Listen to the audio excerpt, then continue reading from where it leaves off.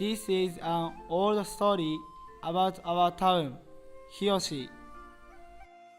Gozen Falls.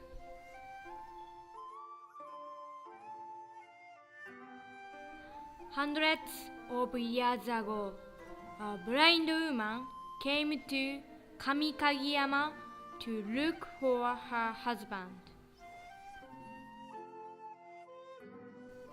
She reached Kurokawa. Suddenly, she fell into Gozen Falls and died.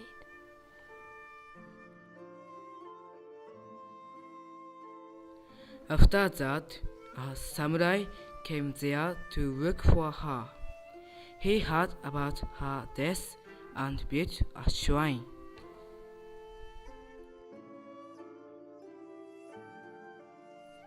Since then, the shrine became famous for the goddess of eyes. A lot of people who had eye trouble visited the shrine and prayed.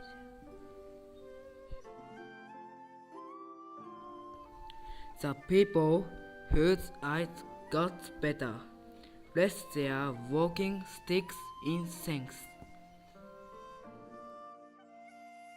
Today, there are very few people who know this story.